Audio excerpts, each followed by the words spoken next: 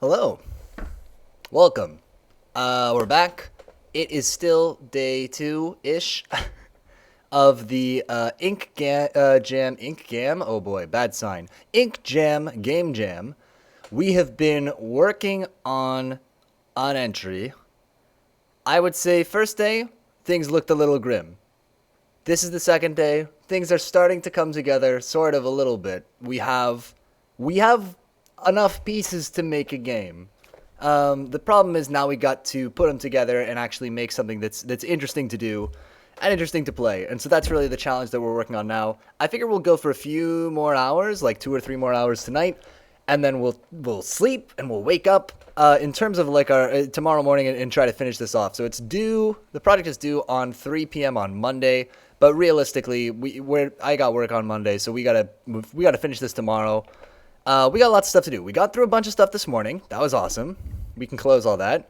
Now we said we did lunch. That was good too. Now we're supposed to get work on the content. So we say with placeholder art and dialogues. Then we have to do the dialogues, then the art. Then we got to, I don't know, do some other to-dos. These are things we probably have to do tonight to make this work. And then a bunch of polished things that we can optionally do to try to make it a little bit better. But honestly, only if we have time. Cool. So, I'm very pink on the color correction. That's probably fine. I'm okay being very pink. Cool. So, let's see what we're gonna do. We've got our... Let's look at what we have right now. I just want to review this. Not a lot. Right now, we have some assets, some that we threw together as placeholders, like that background, some that people sent in, like the little king, who I kind of love. Our cake king was sent in by Rango, and these statues were sent in by Noodles. So we can move around, we can link a screen to another screen, and we can have a little dialogue. I'm King Cake, imposter, continue. And we can pick up and put down items. I think that I changed this to no longer be pick-upable, but you could have a pick-upable item.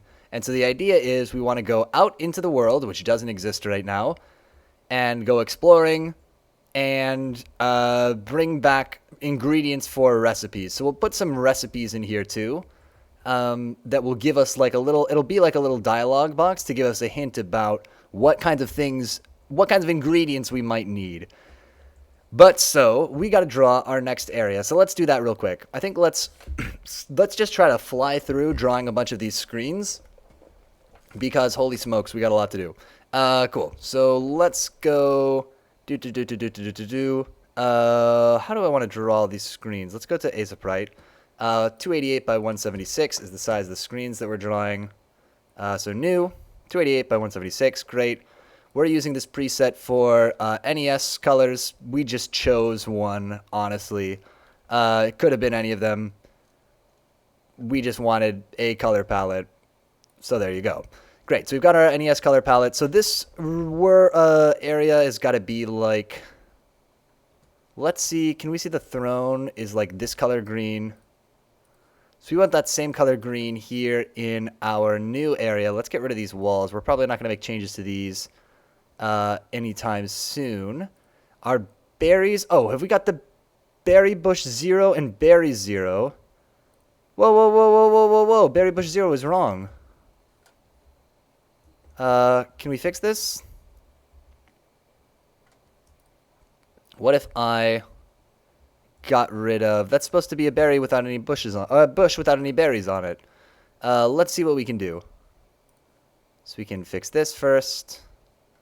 Our pencil tool, can we make that bigger? I know we can. Oh, it's up here.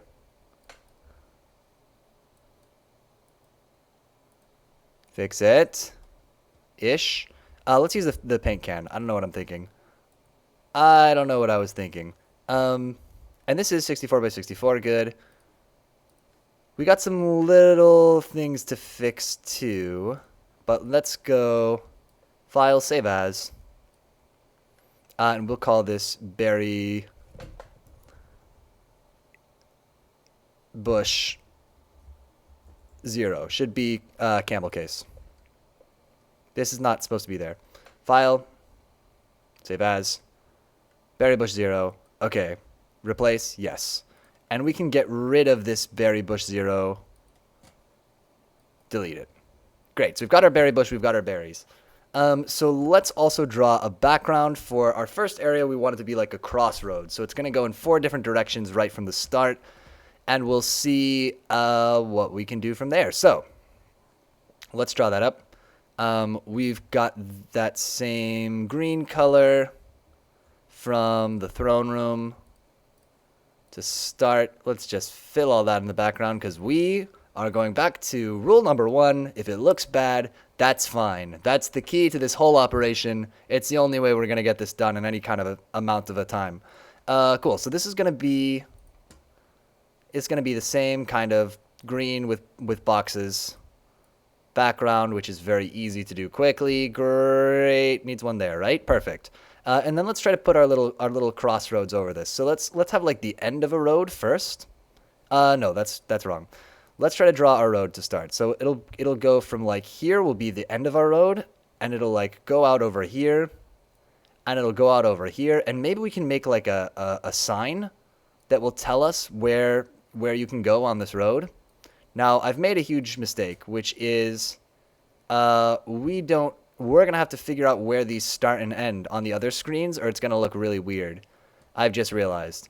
I didn't really plan for that. It's fine. We'll figure it out. All right, so here's our road. And we want little... No. Little, like, squares on the road, like small ones, maybe? So it'd be like, bam... no, that looks really bad. Like, bam.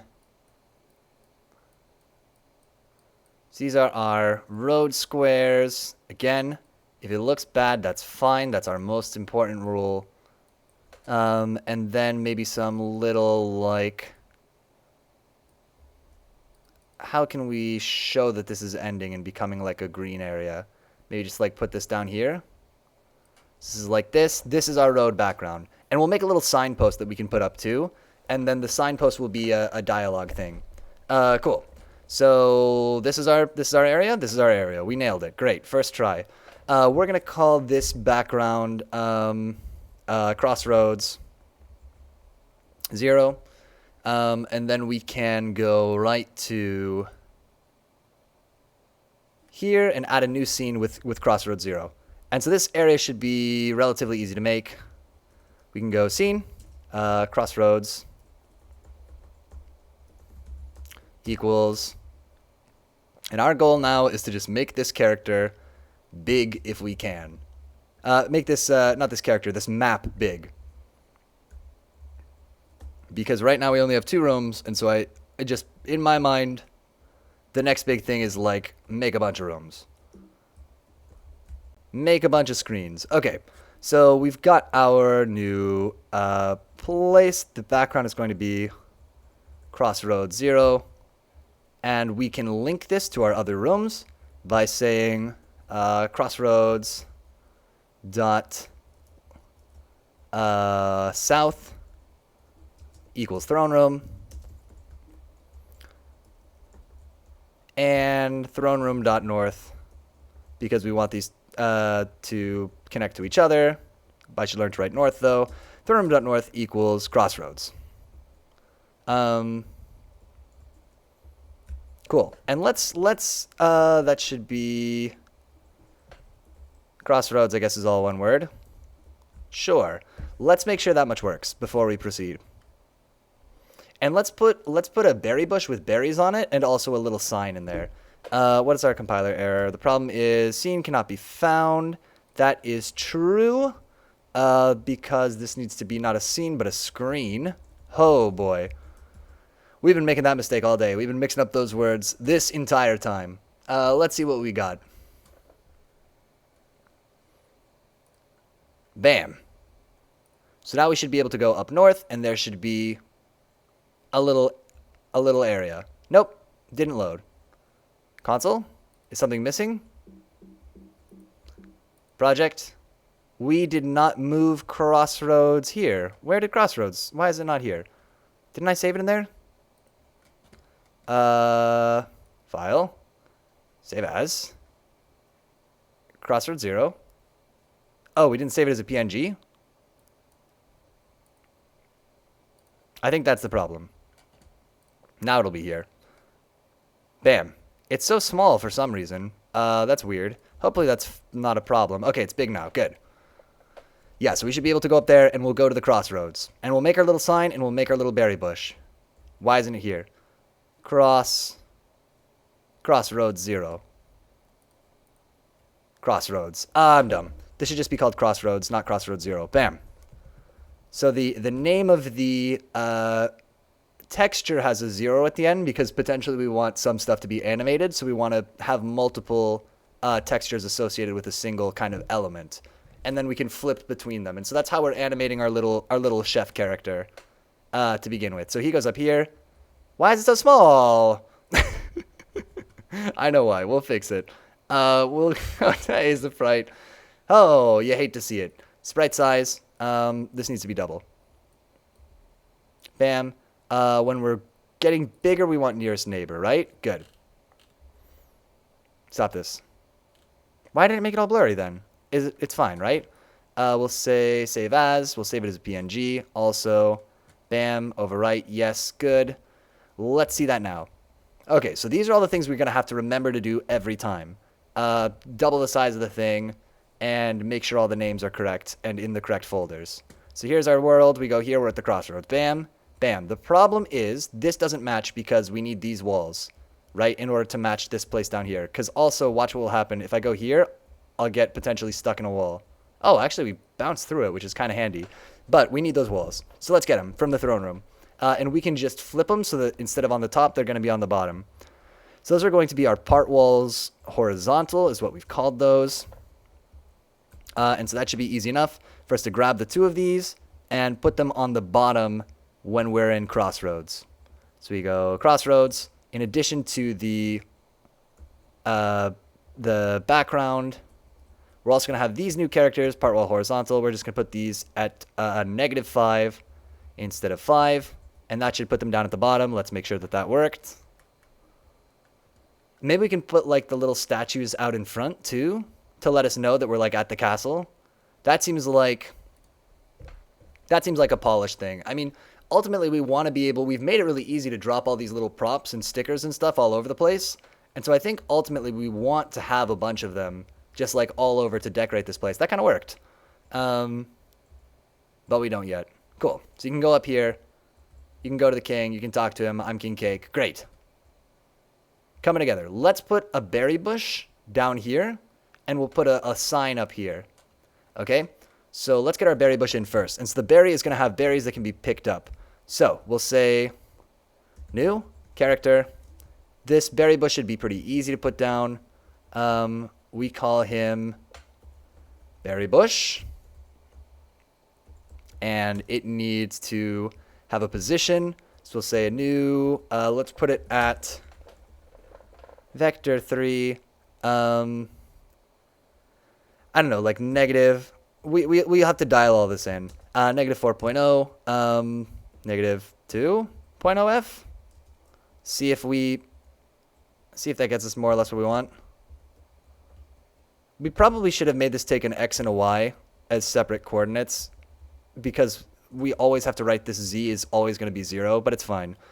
This doesn't have collides equals true. In fact, I don't think this needs anything. This can just be a totally blank character here. But we also need the berries, which are going to be... Oh, so actually, let's put this at level... we got to make sure the berries don't don't go behind it. How do we prevent that from happening? Let's put this at, that's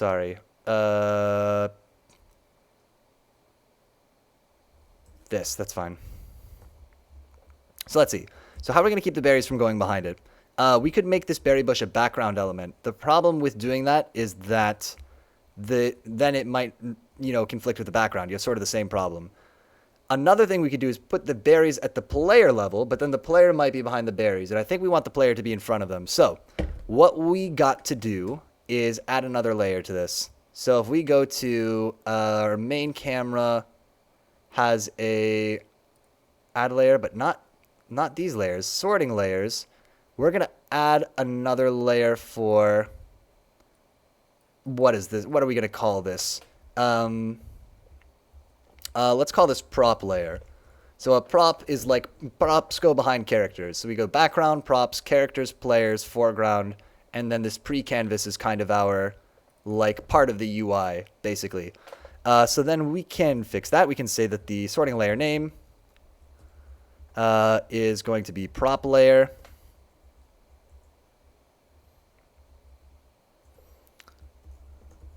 And we only need to bother putting things at prop layer if they're going to, if they don't have any collision, because something with collision you can't go over it anyway. And then we also want our berry bush, our berries on the berry bush, right? So we can go just berries. We'll put this in the same location. The sorting layer name, we'll just have it at the character level, and we'll add a tag that it's an item.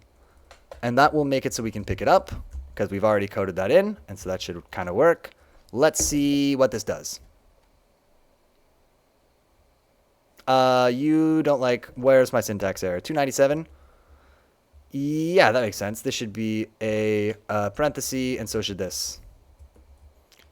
And then we need this. Cool. All's that good? Is that all good? 304. It's got a problem. Whoa. I understand. This is fine. Just some little syntax errors that we got to work through. What a joy. Please. Okay, so now if we go up there, we should see the berry bush. It might not be in quite the right place. We can move it if we need to, but it should have berries on it that we'll be able to pick up and carry around. So here's our man. Bam. There's the berries. Where's the berry bush? I can get the berries. That's no problem. Where's the bush? Okay, let's see what we've done wrong. Berry bush. We have this as...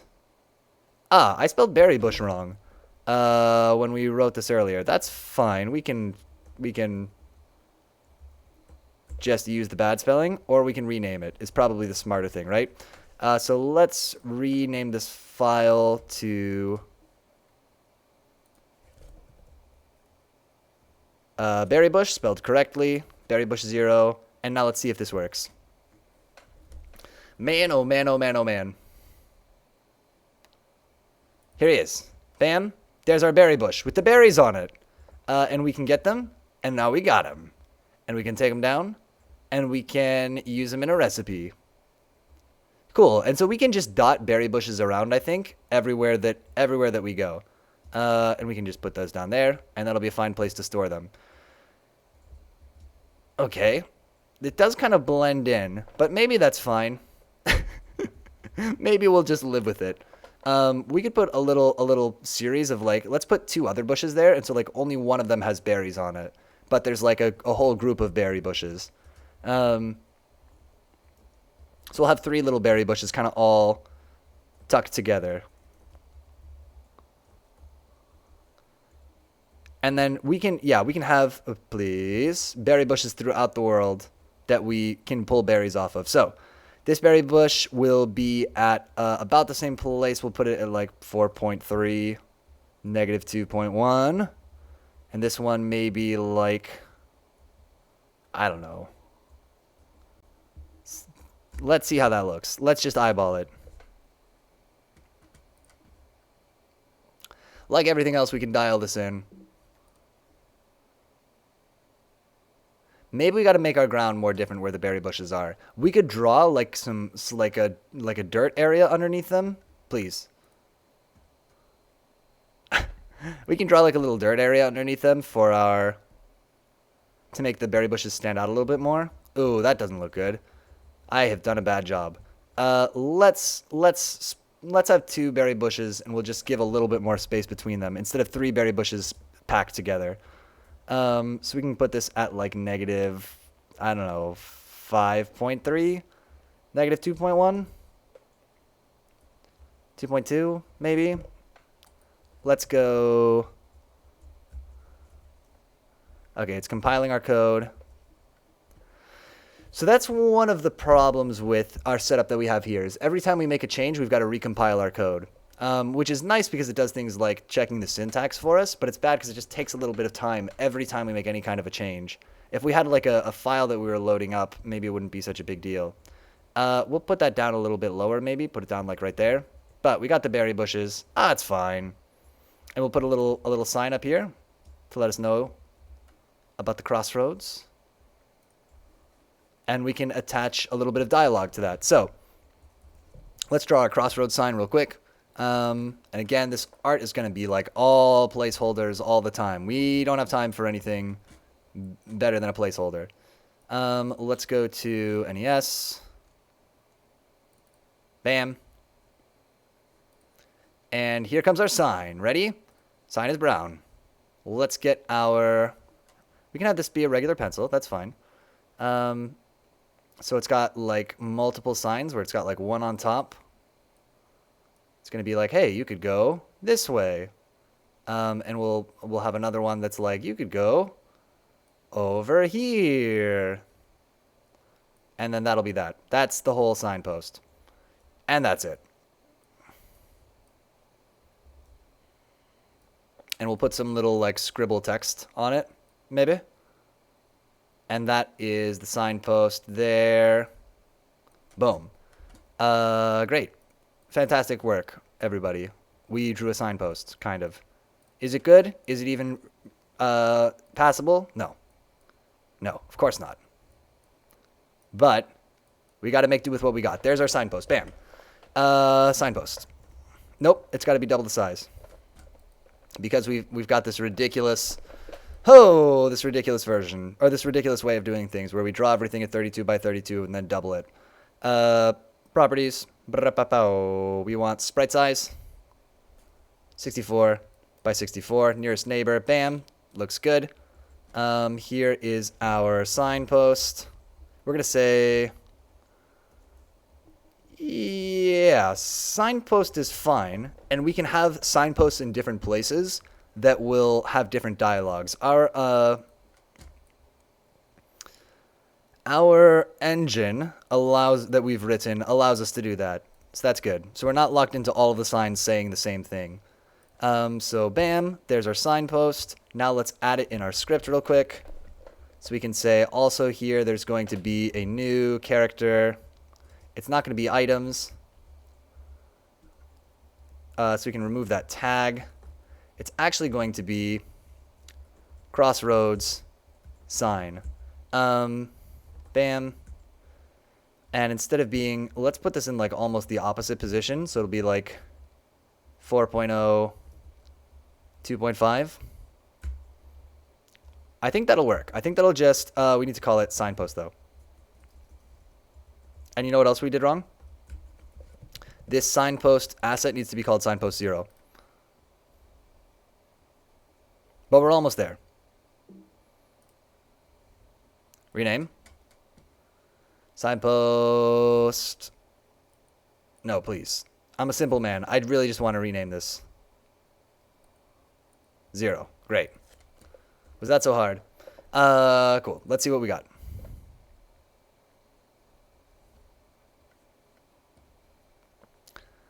So bam, here we are. We roll up. Bam, there's our signpost. It tells us something if only we got... Oh, we have to define this tag. Yeah, okay, so we can do that. So let's go to game object, tag. We need to add a new tag for tags plus... I don't know if you're supposed to use tags this way. Crossroad, signpost. Bam, save. And so if we go to our ink engine, we can have the crossroad signpost just say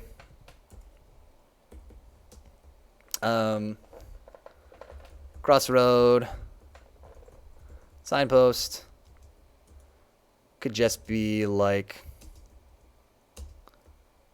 can I explicitly add more lines in ink? Can I do like a slash n, like a slash n to say that I want to add a new line in between something? Let's see. New line. Line. Content lines. The parameters can be passed by reference. No, I don't want this. This is not quite what we want. Basic lists. Advanced lists. I want this basic formatting. Glue. The default behavior inserts line breaks before every new line of content. In some cases, however, content must insist on having a line break, on not having a line break, and then it can use glue. You can use too much glue. You can't use too much glue. Multiple glues next to each other have no effect. Okay, cool. That's kind of nice. That's a smart decision, I think. So we're going to have it say north. Let's make sure these multiple lines will work. North, east, south, west. So to the south, we've got King Cake. King Cake's cool castle. And then we want from here to go to straight to continue to holding. Let's see if the sign works. Hopefully, as we get faster at adding these, we can add a bunch of stuff at a time. I think we're going to want to do that as we get further along. Bam, here we go. There's our signpost. We look. No? Tag crossroads sign is not defined. I did add it, no? What did I called it the wrong thing? Crossroads signpost. Yep, I called it the wrong thing multiple ways. Can I edit this? No, you can only add it. That's fine. Crossroads sign is what we called it in code, crossroads sign. And so here in our story, we also have to call it that, crossroads. A lot of different spellings here. Crossroads sign.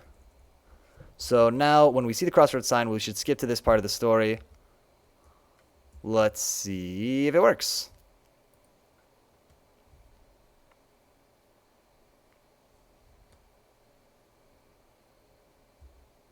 Bam. We look at the signpost.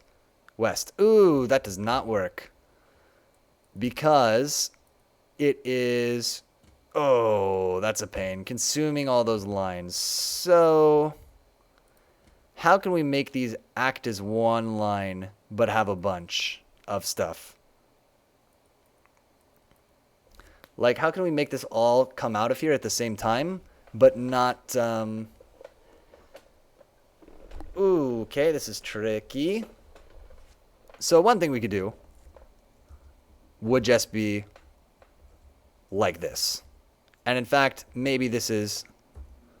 Let's do this as a polish point.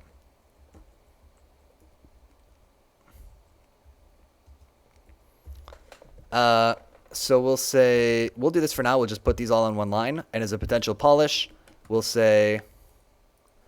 Oh boy, we got lots of polished things to do. Multiple line... display together. Great. So now this sign should work, but it should look a little bit weird. But we can live with it. Let's see what we got. And can we see over here? Keep an eye on OBS. Cool. Here's our game. We go up here. We check the signpost. Bam. North, east, south, west. Cool. Get the berries. You can bring them back. You can put them down here if you want. You can put them wherever you want. What a game.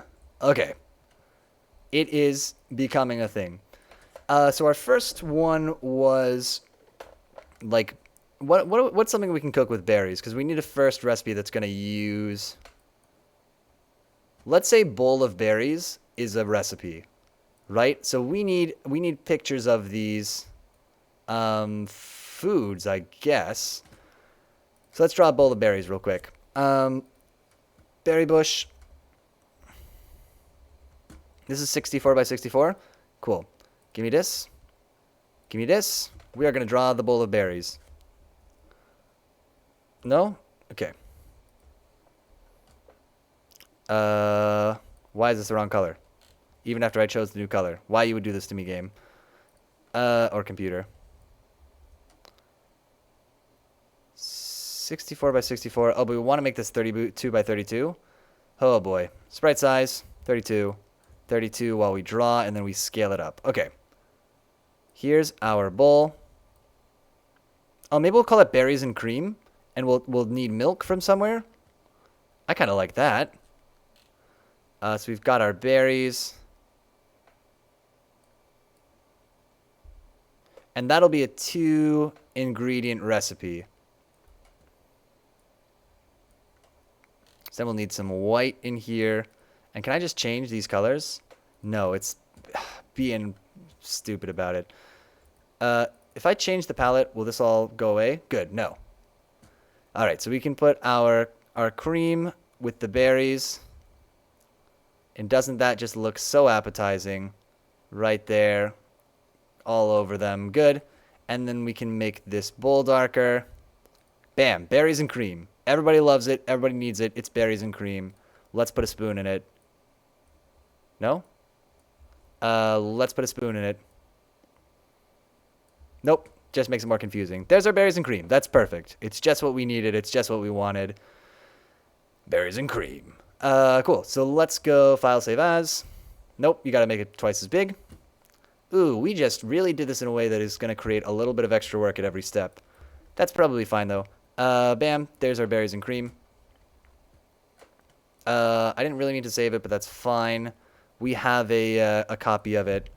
We'll call this berries and cream. So obviously we're going to need cream to make berries and cream. 0.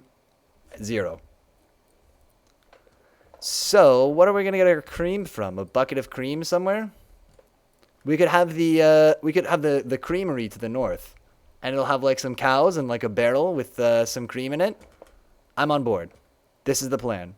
So let's open Crossroads in Azoprite, or whatever the hell this is called. Throne room, that's fine. Player we can close right now. What I need right now is the Crossroads. Can I like duplicate this? New file, new. 556 by 532, fine. Image. Let's shrink it back down. Ooh, this was such a mistake. Bilinear while we're shrinking. By 50. By 50. Also just because I don't know if there are keyboard shortcuts for these things. It's fine. So here's where the reason I need this is to know where the road starts. Where like the road needs to be. So basically, I want to grab this with the moving stuff around tool, which exists somewhere, I presume. Boom. And we can make this road here be like there. And then that way, we know where the road is supposed to start. Genius. Let's go back to that's the other thing. Every time we do this, we got to pick the palette too. We'll be smarter about this if we do this next time we're doing this. But not much to be done about it now. We kind of gotta blaze ahead, however we can. Is that different? Am I just high? Do these look slightly different? They're the same. Okay. Cool. Let's have our road come out here.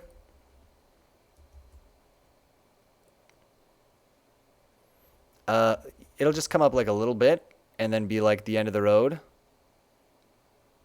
Like this, and we can just fill that in real quick. Bam. And then we established that this will be... everything just resets from thing to thing. It's such a pain. This will be like the end of the road will look like this. Now we need the creamery.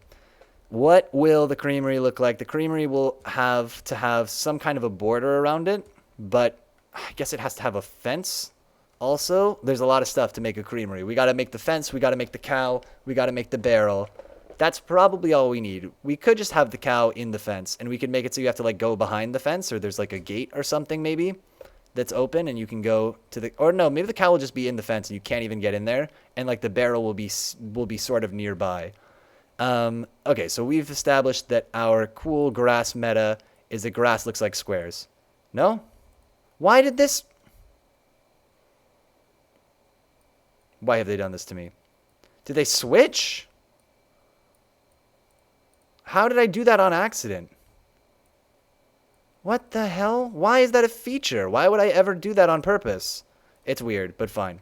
Fine. You can switch the position of things in the... whatever. Yep, if people want it, I guess I shouldn't complain. It doesn't really hurt me that it's there. It's just bizarre. Okay, cool. So this is here. We'll need like some trees or hedges or something that can be a wall as well. But for now, this is our creamery. So we're gonna say this bad boy. Creamery 0. Because we just really got to focus on content now. Oh, and the road's supposed to have little things on it too, right? Crossroads. Yeah. Let's put some little squares on the road too. Some little... Great. Looks perfect. So beautiful. The Pope himself would weep when he sees it. Sprite size. Double this back again. Kind of a weird one. And when we go up, we need to be nearest neighbor. I wish I could automate all of this. We don't have time. Cool. So then we go File, Save As. We save this as a PNG. Bam. Lots to do every time we do this. Now we have the creamery. Creamery is also going to need a fence and a cow. So let's draw a nice cow. I guess we could draw all 4 sides of the fence. I think that will be fine. So let's draw a new, instead of whatever this is supposed to be, 288 by 176, let's make it like 144 by, I don't know, 60? And try making a fence here. So again, we got to do this every time. We got to go to NES, please. This is not it. Why didn't that work? I'm not crazy about this program. Okay, here's our fence time. Bam. Yes, make it thick. That's perfect.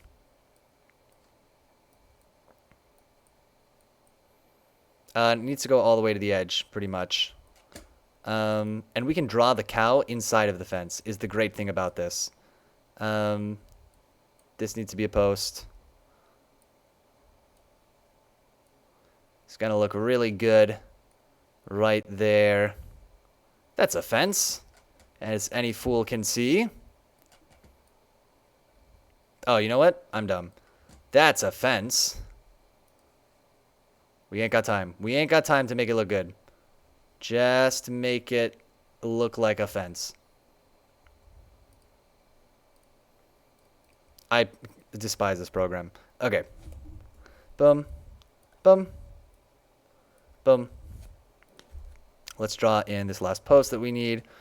So we also need a fence post back here. We need one back here, presumably. We drew too many of these lines. That's fine. We can deal with it. Beautiful. Fence looks so good. I almost shudder at its absolute overwhelming beauty. It is a fence. Yes, we can agree that this looks functionally kind of sort of like a fence. Oh boy. I think that made it look a lot worse. Here's our fence, and we need a cow in it. So let's draw a cow. A cow is gray and white and brown. So here's our cow. I don't know how to draw a cow. Should we bring up a picture of a cow? I think that's going to be recommended. A cow. Images. Oh, look at these beautiful cows. Oh, I didn't realize that I like the way a cow looks. Look at them. They're very cute. This will be our reference. Bam. But we're going to make him brown. But it will be our cow reference. Okay, so... We need to get that damn... this program. Here comes a cow. All right. Gray and other gray. That is the key to drawing the cow. So here's the cow's head, as everybody can see. It's a beautiful, beautiful cow head. Cow's got to have a nose, of course. Don't be crazy. We'll do some more detail on the nose in a second.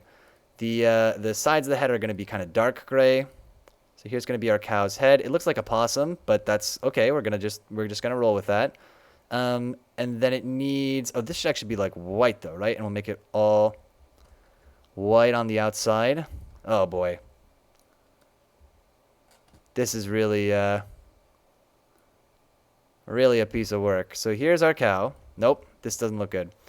Here's our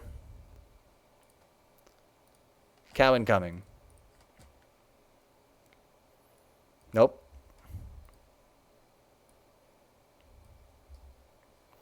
Just make it darker and make it 1 pixel.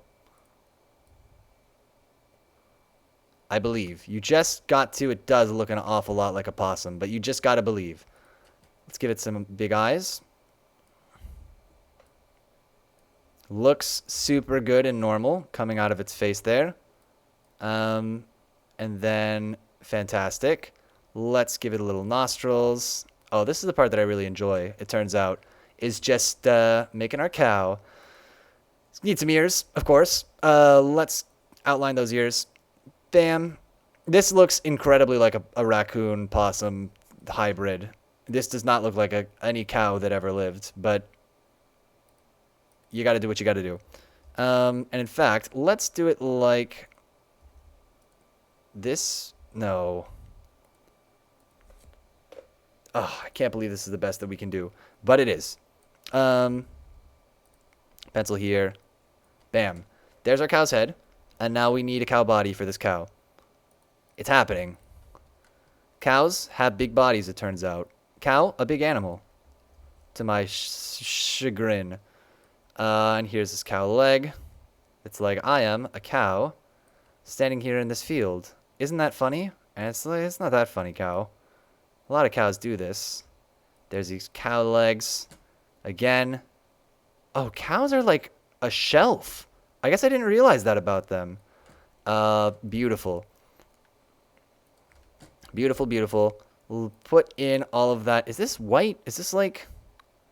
It looks like kind of gray. Oh my word, it's happening. It's coming together. This needs to be an udder, though. So this needs to be like darker gray. No, no, no. Game, please. Mercy. I'm a simple man. All I want is to draw this cow. Desperately. Bam. Bam, bam, bam, bam, bam, bam. Let's get those legs in. Do you need hooves? Probably. Have some hooves. Nope. Hoof. Hoof. Hoof. Hoof. Good. Fantastic, even, some would say. This is the udder. Anybody who knows anything about cows can obviously identify this udder as being 100% anatomically accurate. Now we get to put the spots on our cow, which is what we've all been waiting for, let's be real. Let's get some spots on that cow. How do we make sure that we can tell where this ends? Where the head, so the head doesn't bleed into the neck. Bam. That's what you get.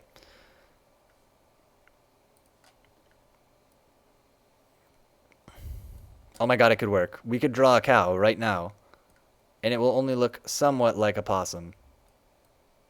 People come from miles around and say, "Did you draw that cow?" And we'll say, "Kinda." Kinda. Good? Cow? Some would say even the perfect cow. Bam. Bam, bam. Can you talk to the cow? No. The cow is safe behind the fence. You cannot speak to it. Don't even try. It's not that kind of game. Good. That's a cow. That is anybody... Let's make this pink. I think even though on this one, in the real picture, the cow isn't pink at the udders, I think that will help people understand that this is a cow. Even though people are wrong to expect that. And then get this outline. Just make this go a little bit lower, maybe. And we go get this white part, and we fill that bad boy in. Bam! Please. Bam! That's a cow. That's a cow. Ship it. Beautiful cow. Definitely part of the creamery. Anyone can appreciate how good this is. Cow, 0. As you know, this needs to double in size because I'm a fool. 200. 200. Nearest neighbor. Good. Bam. Double cow size. File. Save as. Cow0.png. Boom. Cow's in. Count it. Let's also get that barrel of cream. This is not going to be... This is going to be like a 64. Oh, this is going to be a 32 by 32, and we're going to double the size. Bam. Lose my mind. Selecting NES again. Good. Here comes that barrel of cream. Bam. Barrel of cream. Let's make it really tall. Right? Do like a boom. And a boom. And then barrels have like a, this is a mistake. This is much better. This is already a work of unrivaled genius. Good. This could be a little less terrible. Boom. Bam. So barrels have like things across them, right? Like a band that like goes over, and that way people will know and identify it as a barrel and say, look at that wonderful barrel that you've drawn. It looks like you spent a really long time on it. And we'll say, that's just it, actually. We spent almost no time at all on it. Guess I'm just that good at art. Fantastic. Sublime. All the other good words. Put that in. Bam, bam, bam. That's a barrel. It is full of cream. Like it or leave it. It is cream time.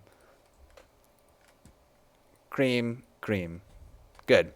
Great. Even.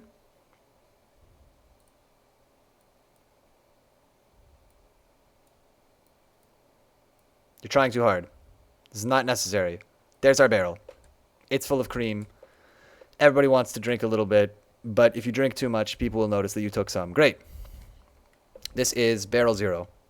Barrel 0. We'll call this cream 0, because cream is what we need. Cream 0, bam. Cream, cream, cream. Agreed. Then it needs to do the thing that I forgot to do, which is double in size. Sprite size. 200. 200. Bam. File. Save as. Cream 0. No. Not like this.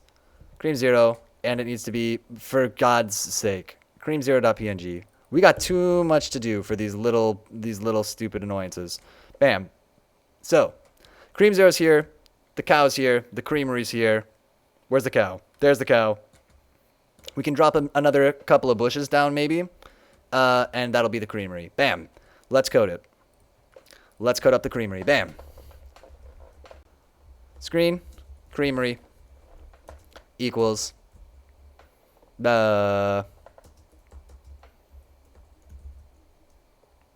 Creamery.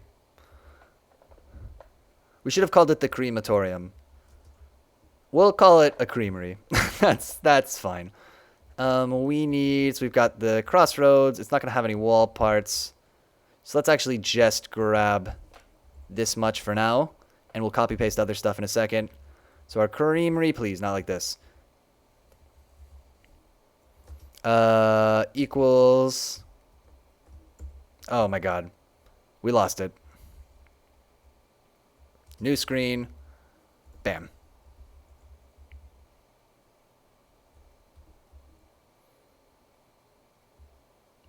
Why? Why this keeps happening to me?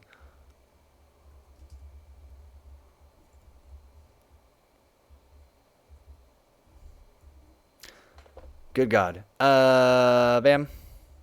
It's not going to be the kitchen. It's going to be the creamery. And did we call it barrel 0? I hope we did. We called it cream 0, which is perfect, actually. The creamery starts right at the back. Then we need to add some more characters to this. Like the cow and the barrel. So we need that cow. The cow is going to go, I don't care, really, particularly. We should put up, like, a big house, too. Oh, boy. Do I want to draw a barn? I guess we have to. I guess we have to draw a barn. This will be at kind of up and to the sides. This is going to be at... X is not going to be 4.0. It's going to be, like, 2.0. And the Y is going to be at maybe 4.2. And we'll see how that looks. It's not going to be the background layer, but it is going to be a collide. Collides? True. Great. Now we need another character. It's going to be the barrel. The cream, I mean. Bam.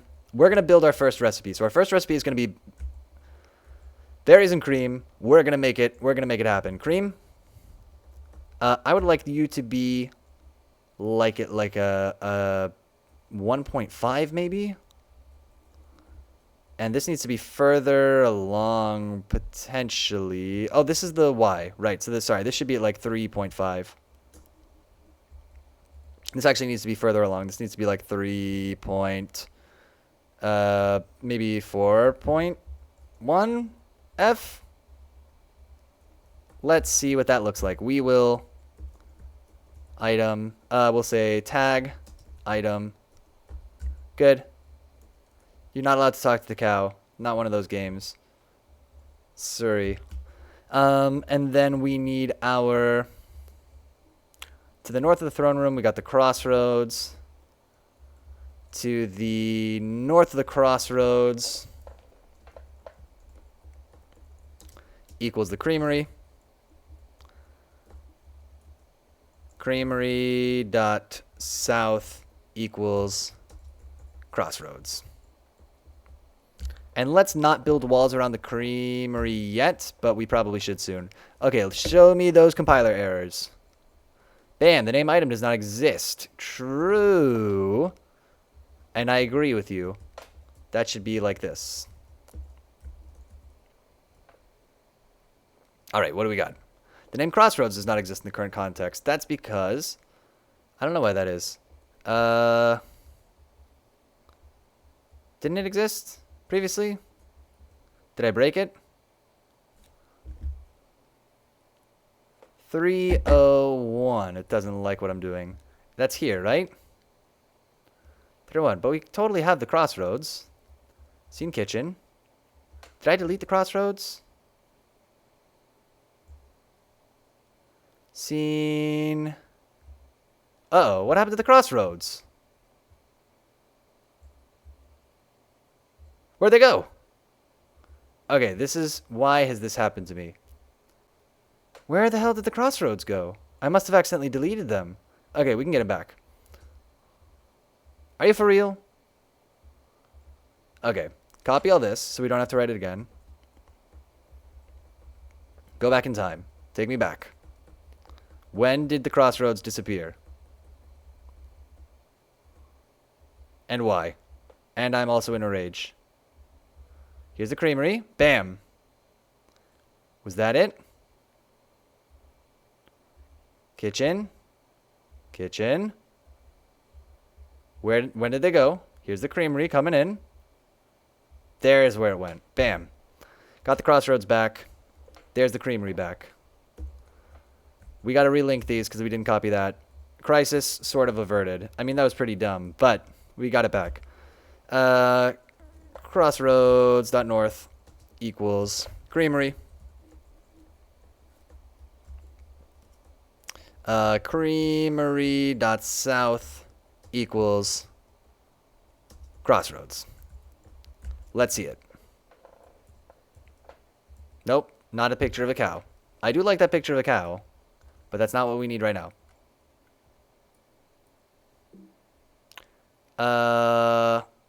Top script can't be found. Oh, that's fine. I don't care about that. Bam, here we are. We go, there's the berries. We go to the north. There's the creamery. Okay, cow, a little bit too high. Barrel also needs to be lower in relation to the cow. But the stuff we need is here. Cow could be, yeah, that actually works for the cow. Oh my god, it's happening. Okay, so the cow needs to be further down, which is pretty funny. Put it at like a 3.2. We'll put it a whole point down. And then this can be at like, I don't know, 1.5? 1 point. Yeah, let's see if that works. Let's see it again. We should have either used Unity's tooling. If we had more time, we would make our own tools to like build these levels so that we don't have to be like dropping these in by coordinates, but it's kind of all we got right now. There we go. Steal the cream. Get the berries too. And if we put them down and I pick them up in the opposite order, also looks sort of not as good. But we could bring them into here, and we could use this. So bam, bam. We can make berries and cream. We have the technology. What we need now is... Boy, it sure looks a lot better if you pick up the cream first and then the berries. That looks kind of good. The other one, you know. I mean, you know how it looks. The cow. Both of these things could come south a little bit more still, and maybe be a little bit further out to the side. But we will just move those blindly and then come back to them. 2.8. Come back to them later. 2.4. This can be 4.5. And our... this here... How much did we move this down? By 4? 1? Hopefully that's right. Otherwise, it is wrong. Let's find out. Character collides. That's fine. So we need to make our first recipe that's going to return something. So this will be good. I think a good goal for tonight, I think, is going to be get our first recipe, make it so you can pass it into the Cake King, and then we'll come back tomorrow and just make a bunch of content. Make a bunch of places you can go and things that you can do, and hope that that is going to get us through to the end here. Because man, oh man, oh man, oh man. I mean, we're running out of time. We got a whole day. We got a whole day. I'm going to end, I think every one of these streams I'm going to end seeming really stressed and worried about this project. Cool. So we've got our crazy stuff here at the creamery. So let's make our cooking. No. Our cooking script. So PB&J, get rid of it. We don't even need this. This is a mistake this whole time. Bam. Instead, what we can say is cooker. You fire up the old cooking cylinder. Cylinder? Is it a cylinder? Nope, not even close. You fire up the old cooking machine. Cooker. The old cooker. Time to make some money. But if there's... So what we need is like a default option if there are no other options available. So let's see. I believe that is a feature of the language. By default, yeah. Or fallback, maybe? Fallback choice. The above example stops where it does because the next choice ends up in an out of content runtime error. We can resolve this with a fallback choice. Fallback choices are never displayed to the player, but are chosen by the game if no other options exist. Fallback choice is simply a choice without... Okay, so we'll just change this to say, instead of continue, it will say don't cook anything right now, is going to be our first choice, and that's going to take us out of this menu. But we'll also have an optional choice. So if you have... Yeah, if we go inventory, we can do it like this, right? Oh my god, some of the Emacs commands work in this IDE and some don't. If you have, not the cooker, but berries, and can we do an and? Inventory has cream.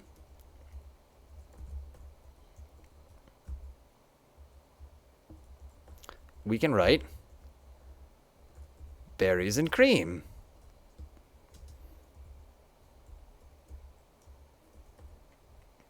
So we'll say cook up some, we'll just write berries and cream. So if you have the berries and cream, that will appear. Let's make sure that much works. And it needs to go to, we'll say berries and cream. We'll make that its own knot under the cooker. So we'll try to get this organized at some point and put all the recipes under here. Berries and cream. Bam. You make some delicious berries and cream. And then what we need to do is put a tag on this. Don't cook anything right now. we want this to go to continue to holding.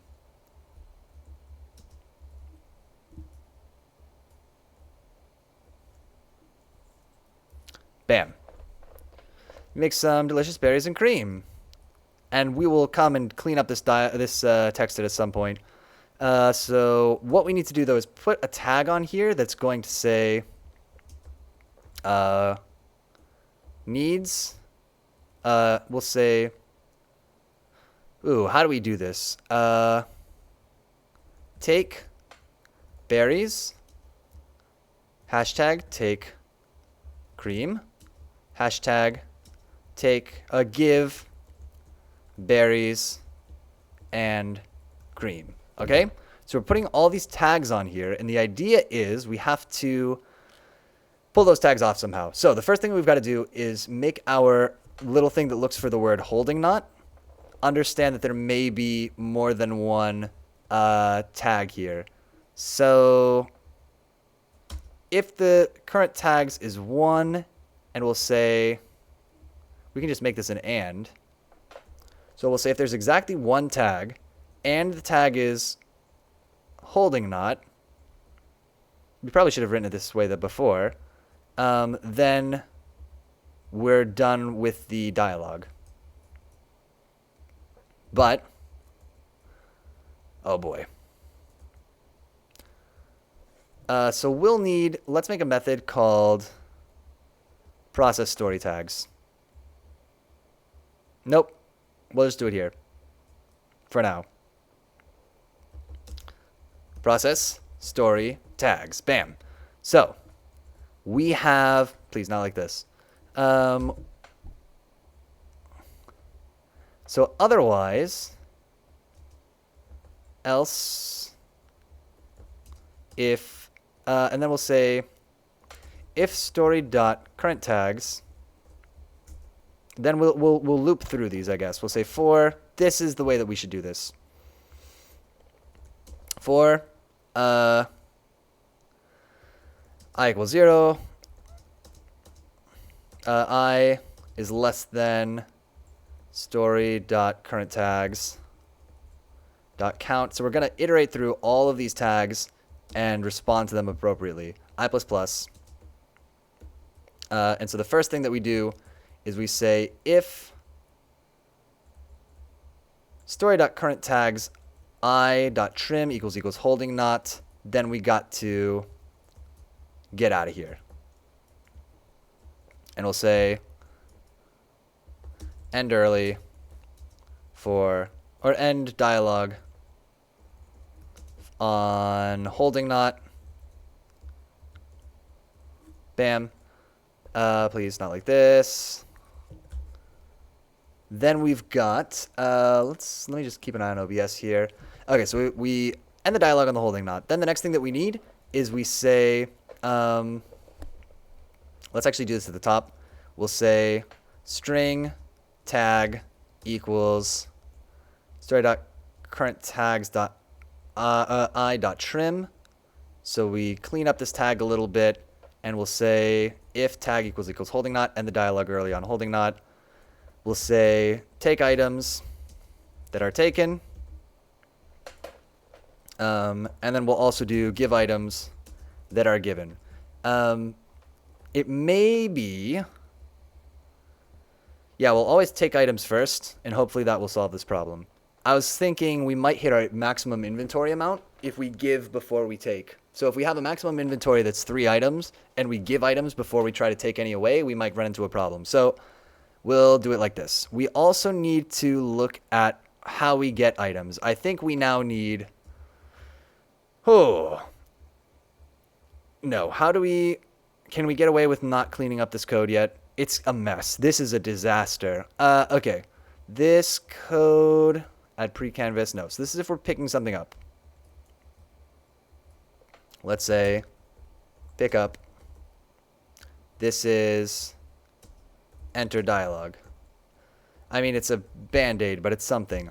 Okay, so if we're picking up, we are removing this character. So when we remove something through a tag, we want to remove it from the whole game, right? So we'll say we're going to actually look at how we drop stuff, which is going to be on move player, I believe. Isn't this where do we drop stuff? Oh boy. Where do I drop? Oh, move inventory. Okay, fine. If we'll say drop item, we'll call this pick up item, drop item, and we'll say render, move carried items. Cool.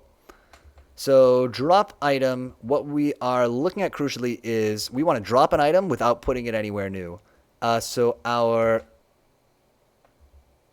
index is going to be, we got to find an item by its name. So we can do that. Let's write this down. We'll say take items that are taken. You need to do find item by name, then remove. Okay. So if we look at dropping this stuff, we don't need to add anything to the current screen. Really what we need to do is this part here, remove at. And then we need to delete this from the world, which I guess is the harder part. So we need the same way that this has, yeah, we need to delete this. But I think we can just do that. And we need to update our inventory. Right. Bam, ba bam, ba bam. The problem is we have to consolidate our inventory again at the end. Because if the item was the first item in our inventory and we had a 2 and a 3 item and we take away the first one, we need to make sure that those other two things slide down. I mean, we don't have to, but it would be good. So, wow. Okay, great. We can do this.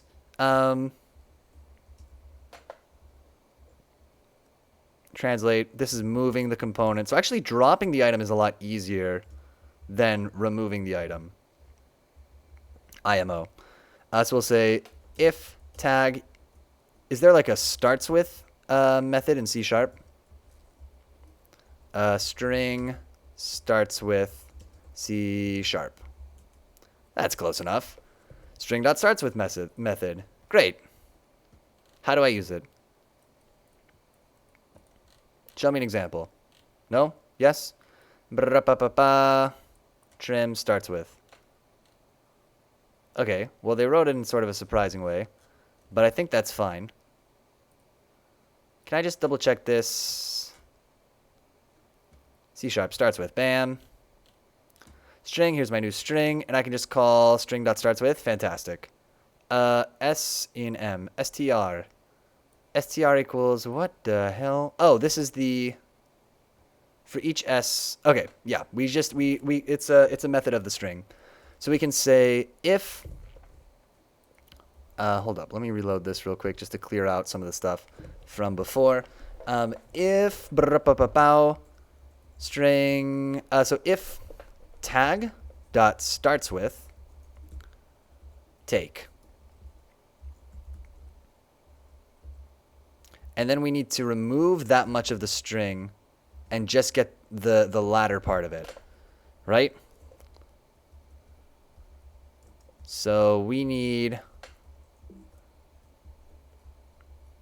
we'll say item equals, so string item name equals, we'll say C# slice string. How can I slice a string in C#? Easy. String can be indexed to get characters, or strings have methods for slicing. Substring, great. Start length, perfect. Equals tag dot substring is, I hope string isn't capitalized. Good. The start should be 1, 2, 3, 4, 5. Why not read the docs and find out yourself? What a snarky, awful thing to say. Sorry, so this is from 0, 1, 2, 3, 4, 5. Okay. Substring from 5, and then all of the remaining characters. Is that an optional method? Do I have to always pass the length? Can I just, if I leave it blank, does it just do the rest of it? That would be cool.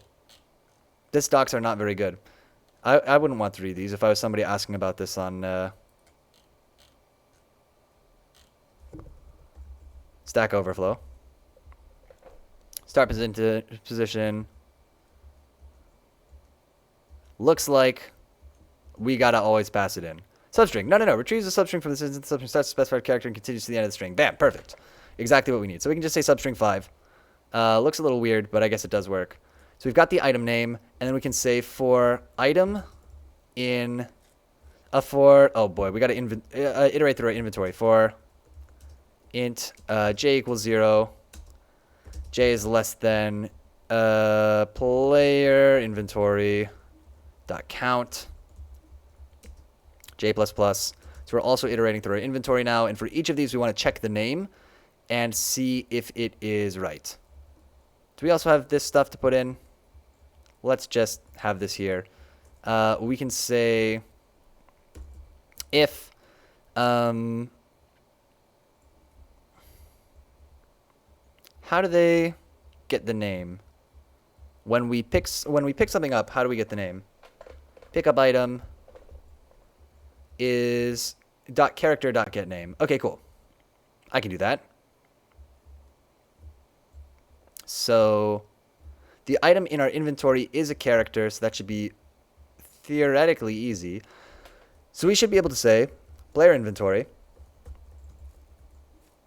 I dot name. And name is a public thing. If I go to class character, that's public. No, I have to call a get name. That's fine. Dot name dot get name. So if the name equals the item name, then we're in business and we can remove it. So we need a method to just clean up our inventory if there are spaces in between. I think that's what we'll do. We'll do all of the changes to our inventory, and then we'll collapse the inventory afterwards as needed. So, bam. Remove that. Dot count minus 1. No, we remove player inventory. Remove at I. And variable state inventory. Ooh. Yeah, dot plus I, right? I dot toString equals empty string. So what this is saying is we are going to, if the tag starts with the word take, we get the latter part of the tag that's after the word take. We iterate through our inventory, which will only be up to 3 items. So that's not really a big deal. For each item, if the name of the item is the item name, we remove the item from our inventory, and we do this other thing. Inventory I.toString. We update the inventory variable in ink. The problem is this doesn't. Ooh, how do we avoid having gaps in the inventory? One thing we could do is just always take 3, always make it so you have to have the exact items that you need. That's foolish. We're not going to do that. Instead, we'll do this collapse inventory thing. That's fine. We'll figure that out. What I need to know is how do we delete an item from the screen? Just GameObject.destroy. Perfect. So before we remove this from the inventory, let's go. We're looking for item name. Before we remove this from our inventory, let's first do GameObject.destroy. Wow. I think this just works. Player inventory. I dot go. I think that'll do it. I think that will delete it from the display, remove it from our inventory list, and remove it from this inventory variable. Similarly, okay, if this is unnecessary, right? We can do this give thing. So if it starts with give instead of take, unfortunately, give and take have the same number of letters. That makes that a little bit easier because we can just leave that substring 5 alone. Ba-ba-bam. We don't iterate through. We need to give the player the item. So we need to look at what we do when we pick up. We remove the character, null, player inventory.add, variable state, add. And we need to create this new item that is going to have a screen is null. All right, we gotta add a new character to the screen, which is going to be a little bit trickier than I was thinking, but it's fine. We can do this.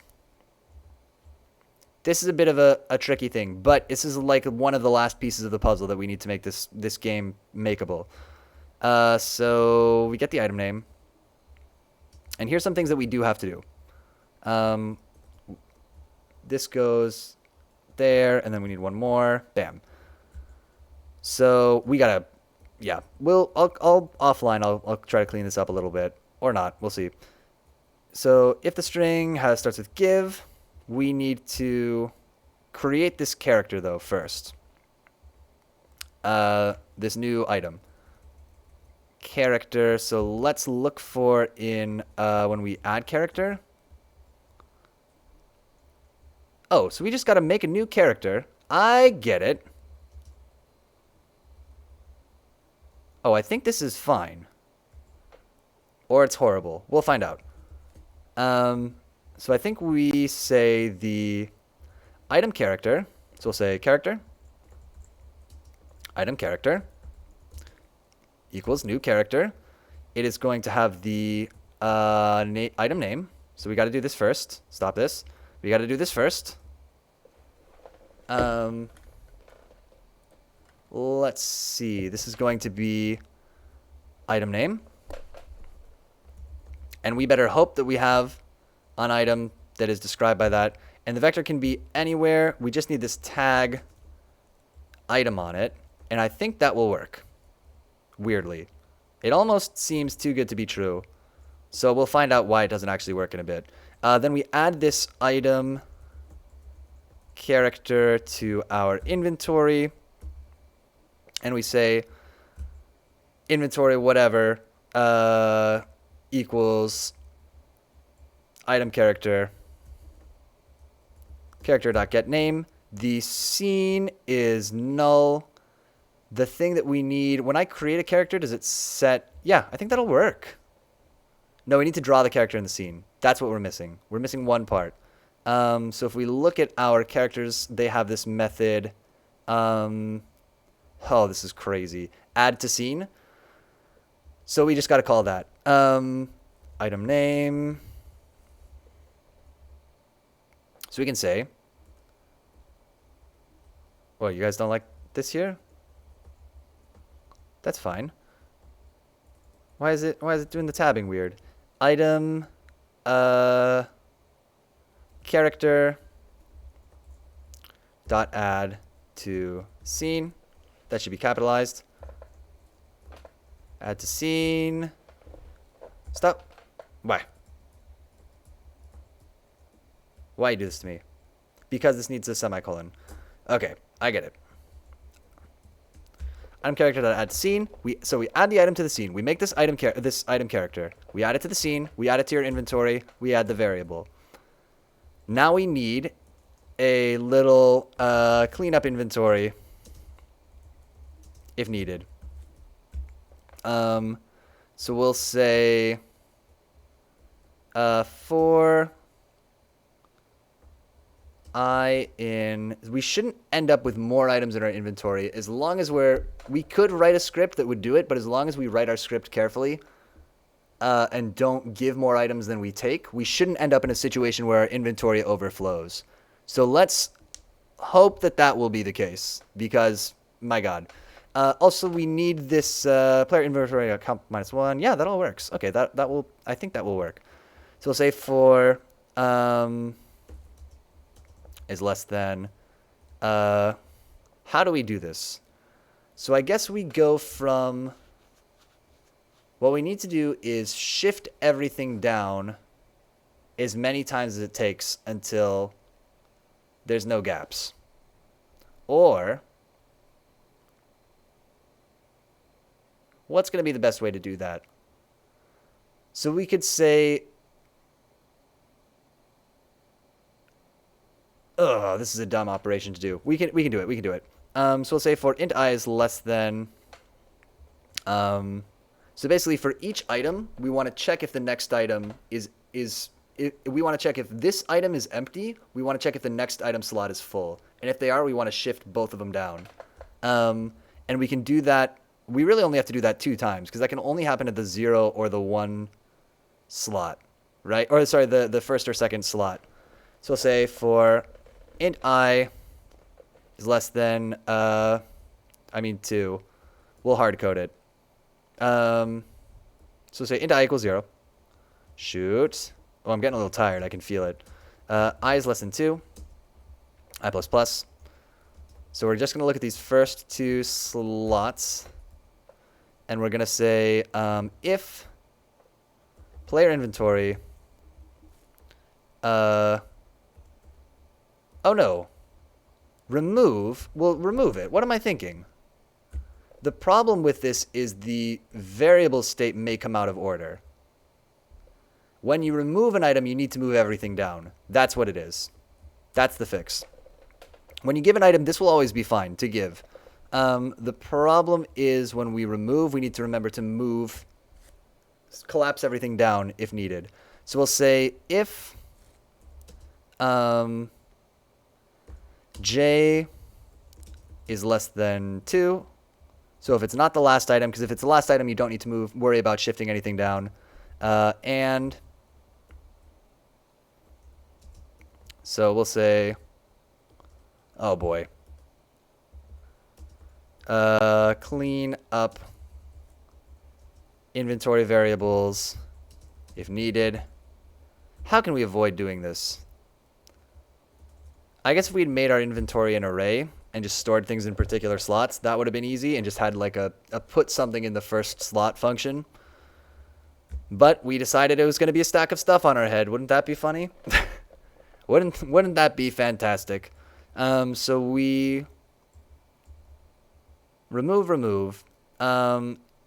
If the item we removed is at 0 or 1, then oh boy, this is dumb. Int k equals 0. K is less than. Actually, for int k equals j plus 1. So we'll start at the next item. J is less than 3. Is less than 3. Yes. J plus plus. K plus plus. So we are. This is such a bugbear here. Okay. So we're iterating through the remaining items afterwards in our inventory. So we take something out, and it will say right away if. Oh, you know what we could do? I'm dumb. If j is less than 2, we need to go through these story.variable states, because the inventory is a list. It'll be fine. We can remove stuff. It'll adjust itself. We need to update these story variables. So we'll say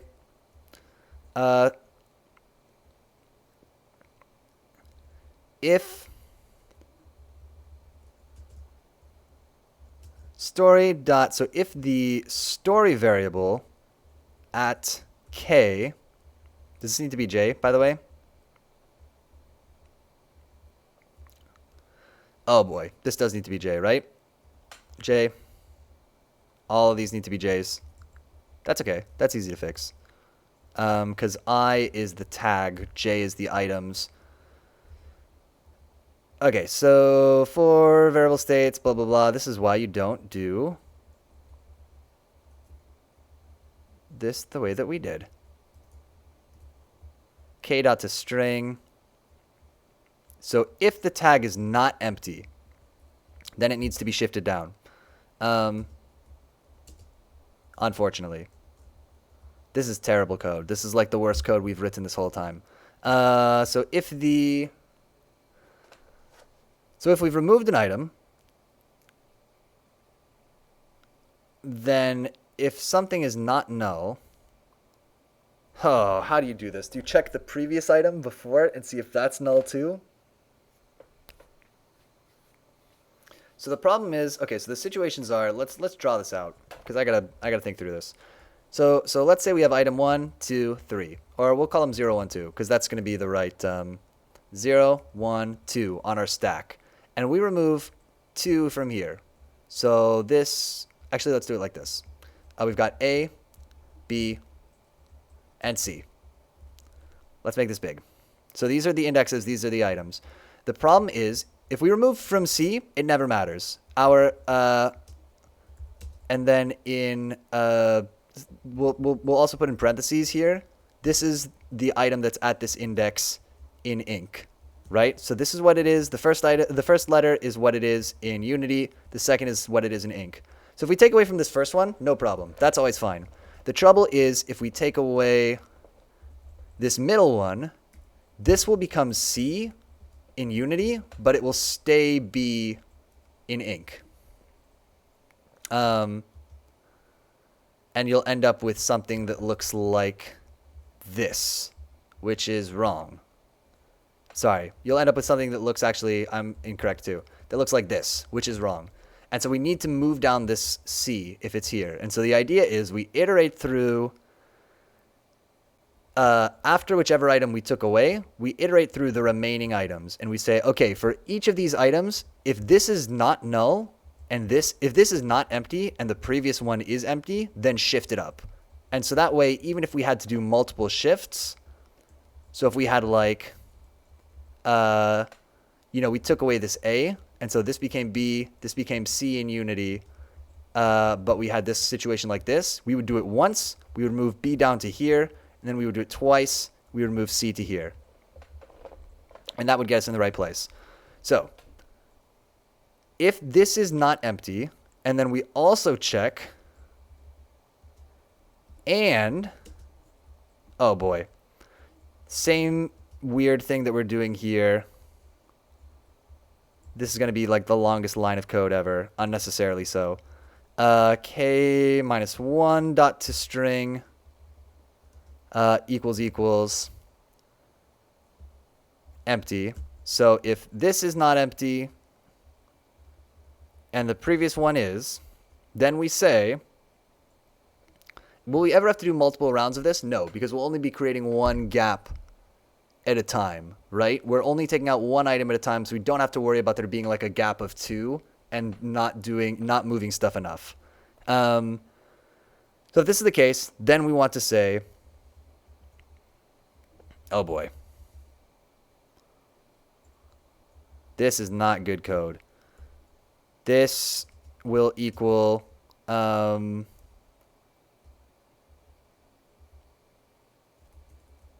we'll say shifted item name.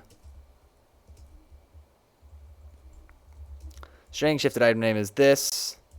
We'll say, you need a semicolon there.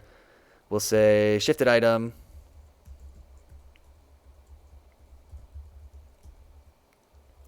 This becomes empty string. So we're clearing out this item from our inventory. Equals empty string. And K minus 1 becomes the item. I think that will do it. This is exactly the kind of code that problems show up in, where you have lots of loops and lots of checks and stuff. Probably this could be written much more simply. Really what we'd want is a better, like a container class that would do this for us automatically. We could be a little bit more confident. Where that would take a little bit more time. So this is kind of the fast and hacky way to do it, I guess. We can say this will be shifted item name. So again, just to walk through those steps, just so that I make sure that we've got it right. So we can Clean up inventory variables if needed. Let's only do this when we've done a destroy successfully, right? So, oh my god. But then this is all needs to be...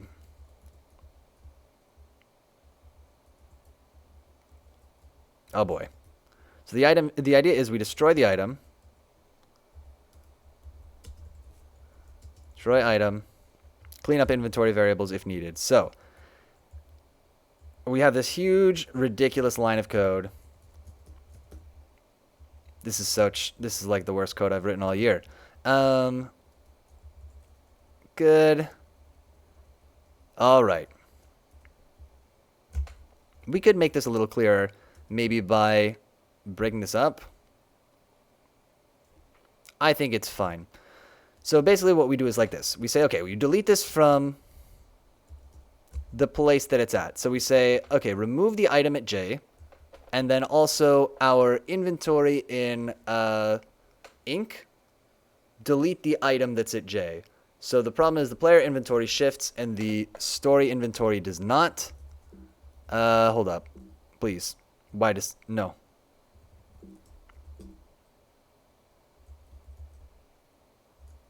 Why has this happened to me? Right as I'm trying to do this. Let's put this on top script. How can you say this? Emacs, why have you done this to me? Put this on top script. Top script is closed. Why has this happened? Okay. Pretty weird. There it is. Don't know why that happened. Cool. Bam, bam, bam, bam, bam, bam, bam, bam, bam. We need to look at this k equals. Okay. So, if the name matches and it says take, we will destroy the item. We destroy the item from play. We remove it from the player inventory. We remove it from the story inventory. If we're not at the last item, then we could just remove that probably.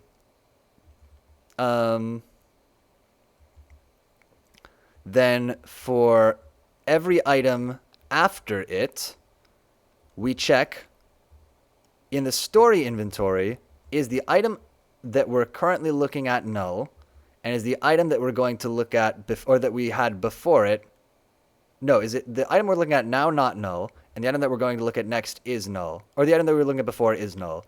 If that's true, we get the name of the item at the current index, we change the current index to be the empty string, we change the previous index to have that shifted name. That should do it. What a nightmare. Let's never look at that code again. Let's see if that works.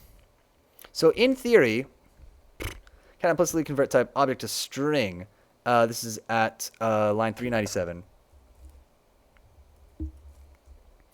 So at line 397, you say, I can't convert type object to string. That is because k is a integer. Aren't I allowed to do that? What if I do it wet?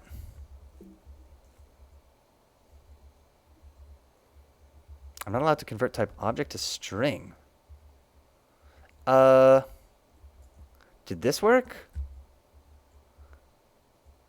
That seems... Oh, I got it. No, k.toString. No? Yes? 397. Is k not what I think it is? K's an integer. You're telling me at 397 I'm casting this to a string, but I'm not supposed to. String, dot variable state. I got it. What is this if not a string then? You're saying it's an object? Can I do... Let's take a look at what the ink documentation tells us. Writing with ink. We need the one for running this here. How do I get a variable name from ink? Can I do that? I know I can set the ink variables. Setting and getting ink variables. We do have to cast it, and that's easy enough. Okay. So we need a cast. Instead of doing that implicitly, we say string. Bam. Is that really all we need? That may be all we needed. If so, very cool. If not, shoot. Oh, maybe it worked. Possible unintended reference comparison. Cast the left-hand side to type string. It's fine. Okay, so if we go to the cooker, this is the first thing we got to see. It crashes the game. Good. It's strongly suggests that you assign an error handler to story.onError. The first issue was attempting to perform operation on a void value. Did you forget to return from a function? Maybe. Probably. What line was that at? That's at, will it tell me? Is it a secret? Can I see more of this text? Debugger disabled. I just want to see all of this. No, please, not like this. Not Dreamweaver. Oh, here it is. Story.cs. That's where it is in. Okay, let's see where this error is in Ink. Probably an inventory has. Inventory has always should return. You're saying that it's strongly suggested to perform operation on a void value.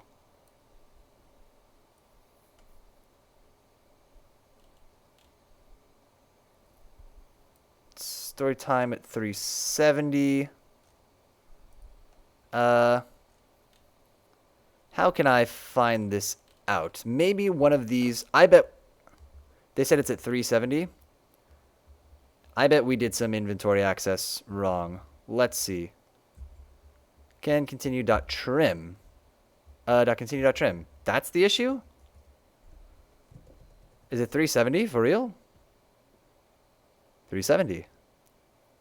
TypeScript dot update. Okay, actually that's good then, because that means probably there's a problem with our code. Or with our Ink code and not with our Unity code. So, and inventory has cream. These things don't work? What if we said berries and cream? And is that not how I'm supposed to write that? Has cooker. That looks okay. 1, 2. True, true, true. Otherwise return false. Is it one of these? Let's do it like got var inventory 1, 2. Well, we should be able to test this by going straight to cooker. We can probably test this here. Time to perform operation on void value. Bam. Inventory has cream. Why you would say this? Don't I always go to return false? If nothing else happens? Do I need like an else? What if I, out of interest, made this work differently? You would say, Bata end of line. Bam? No, you don't like this. Logic conditional or sequence, Bata end of line. Oh. I get it. I think. Either I get it or I'm dumb and I don't get it at all. Is this what I need to do? There it is. So if we go to cooker. Don't cook anything right now. Cool. That'll do it. That's the problem. We needed to have that outside those brackets. Cool. Weird, but it works. And so now we can find the next problem in our story, probably. Let's see what we got.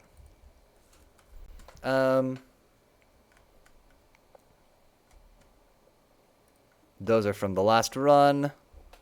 Our files have compiled. This is going to the wrong place. It's probably fine, actually, but we'll fix it. So when I go here, don't cook anything right now. Great. Let me actually just fix that while I'm thinking of it. We'll go send you to holding not right at the beginning. So the big question is, if I get the berries, and I go up to the cow, we'll fix that, and I get the milk, or the cream. Can I now make berries and cream? Berries and cream. Bam, you make some delicious berries and cream. Continue. I didn't get the item, though, that I'm supposed to get. But otherwise, that seemed to basically work. Okay, we're getting there. Let's do a couple of fixes. So the first fix is that the cream needs to be lower. Fix number 1, we lowered the cream. 0. I don't know. Let's just put it at 0 and see what that looks like. So it'll be right on the line there. The next thing that we need to do is we need to make the cow be at the prop layer. So we'll say sorting layer name so that it doesn't appear in front of the barrel. Prop layer. Bam. Easy to do. Lovely to read. The last thing that we need to do is figure out why this give didn't work. So we're going through these tags. The take seems to have worked. The give, not so much. Did we call the tag something different? Give berries and cream.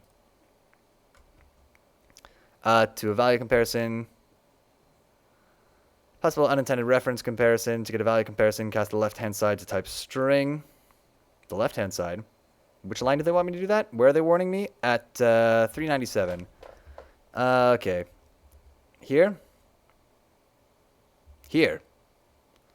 Yeah, that's fair. These should be strings. I would do it. I mean, it just makes this line longer, but this is already the longest line in the world.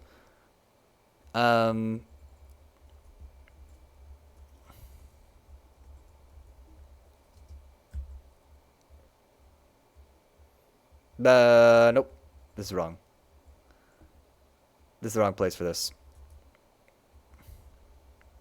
So plus k dot to string and string.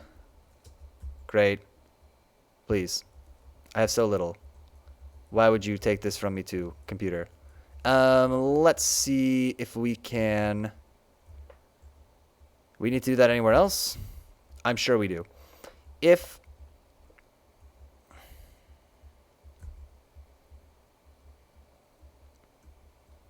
player.getName equals item name equals the string, equals item name, then we destroy the item. That makes sense to me. Inventory equals this empty string. Great. It's only when we're getting that we need to cast it to a string. Cool. The question is, take works. Why does give not work? If tag that starts with give, and it does, do we have a berries and cream 0 in our project? That's the first thing to check. Berries and cream 0. Got it. I see the problem.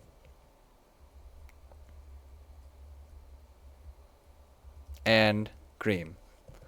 Kind of a gross mix of these two styles, but that's what you get when you mix together two languages, I guess. Why did berry bush become... Why is this? Delete that. Get that out of here. Okay, we're going to do the berries and cream. We're going to make the berries and cream. Bam. Here we go. Berries. The cream is looking great. There's our cow, also looking kind of creepy. I'll be honest. We carry these two things over. We put it here. It says, you fire up the cooker, time to make some money. Berries and cream. Bam. Cook some delicious berries and cream. It will fly over to my character. There it is. We got the berries and cream. We have the ability to make a recipe. Good God Almighty. Look how small the king is. I love it. Cool. Great. Fine. Problems. The berries and cream needs to teleport to where it belongs. So, can we call move inventory right after we do this?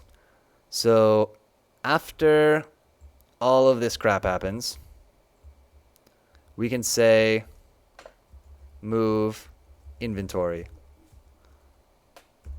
So our inventory is going to keep moving to us after every line of dialogue, basically. And in fact, a better place for this would be to say in update. This is such ridiculous, terrible code. We'll also just put a move inventory in here. Bam. So that will move our inventory to where it belongs every time. We only have 3 things in our inventory. It's not hopefully going to break the bank to keep doing that. But maybe. Let's see and make sure that works. The other thing we could do is just when we get an item, put it on top of our head. But it would be nice to just call get inventory on every one of those. Okay, we got the berries and cream. Oh my word, this is such a disaster. Berries and cream. Bam! You got some delicious berries and cream. We can do it. It is happening. Let's make it so if we talk to the king, he will take those berries and cream off of us. And then we'll be done. So inventory.has berries and cream. That'll be berries and cream like that. We can go. Try these. These berries and cream. And he'll say, dang, that was delicious. This is all placeholder text, or it's perfect. And when he says, dang, that was delicious, crucially, he needs to do a take berries and cream. So we're not going to do any points or getting points or anything. We're just going to do he takes the berries and cream away from us when we do that. Let's see. Let's see if that works. And that'll be like, oh, we're getting close. We're getting close to be able to just sew all this together. But also, my God, so far. Okay. So far from having a big game. Our game is just going to be a little scavenger hunt. It's going to be fine. We can maybe put some cute writing in it. I think that will help our chances. We got a lot to do. Berries and cream. Bam. We talked to the king. Try these berries and cream. Bam. Dang, that was delicious. Berries and cream are gone. We can make a recipe. We can do it. Let's make a little recipe poster that will tell you how to make berries and cream. And then maybe we'll be done for tonight. And then that would say, or we can try to make us have points. So let's make that a variable in. I think we could just track that here. We can say var rent remaining equals 100. That's a placeholder, obviously. I'm King Cake. You owe me. And he'll say, and we can just do var, we can just do rent remaining. And so if we do this berries and cream, can we keep this whole score thing out of our Unity code entirely? I think that would be awesome if we could. So we can say in ink, how can I like subtract? Ink, writing with ink, blah, blah, blah, blah, blah. Variables, not variable text, but I want variables. So what if we search for var? Variable. Variables and logic. Global variables, defining global variables. Can I do things to them? Evaluating strings, logic. These will test conditions. Oh, okay, cool. So I can do that with a little tilde. So I can say, in theory, I should be able to say, dang, that was delicious. So we could do this right here. We could say, dang, that was delicious. Have $11. And we'll say this could work. Rent remaining minus 11 equals rent remaining minus 11. And that should be a coherent thing. And then the next time we talk to him, he should tell us that we owe him $99 or $89, whatever the subtraction is. And that's our score. And that'll take off. We'll look at our to-do right after this and see if there's anything else we can do right now before we're like before we're like, I guess mechanic complete. But I think this will be everything we need. Everything that was on our list. Berries and cream. Bam. We bring the berries and cream over to the king. Try these berries and you owe me $100. Perfect. Dang, that was delicious. Have $11. Bam. We talk to the king again. You owe me 89. Bam, we got it. The king nods curtly. Cool. That's enough. That's enough for tonight, I think. One small tiny thing that I want to do. I want to say north, the old creamery. We'll actually call this Mingus's Creamery. Mingus Farms Creamery. So that's where the creamery is. It's the north. We know King Cake's Cool Castle is to the south. We don't know it's to the west or east yet. We can keep building out our map from here. That will be fine. If we... Let's see what we've got here. So we got like a whole kind of a game, almost. I mean, it's not a great game. It's not the best game. Some would say it's not even a very good game. But it's our game. Look at that cow. And we can get the berries and the cream. And we're going to fill it with all kinds of recipes. And it's going to be dope.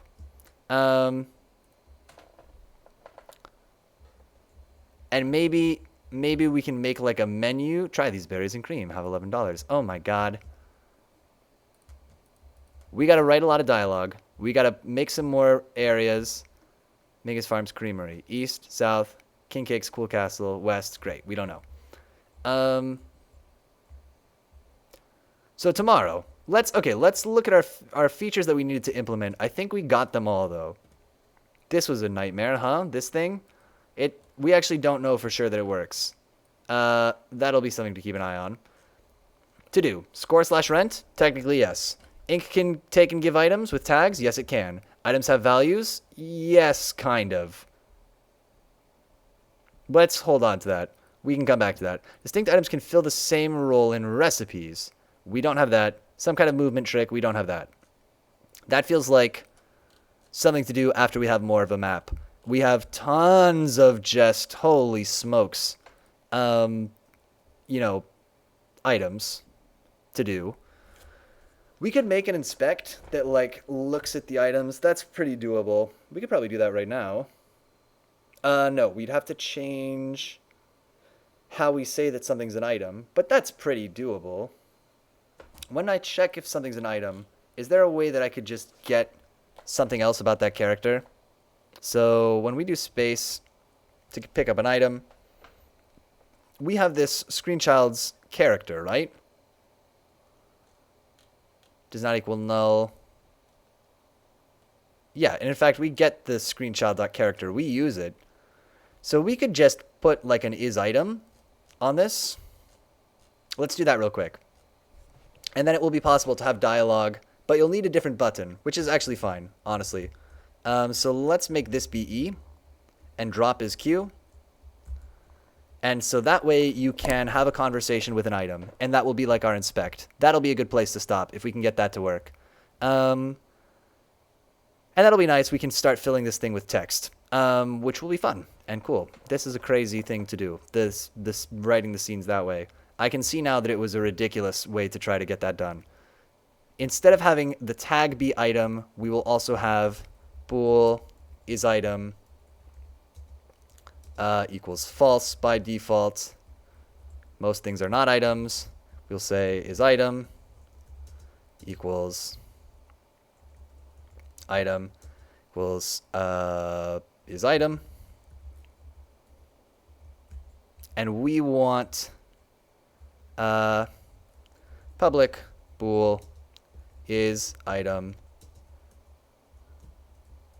Just make a little accessor method, return is item with an underscore.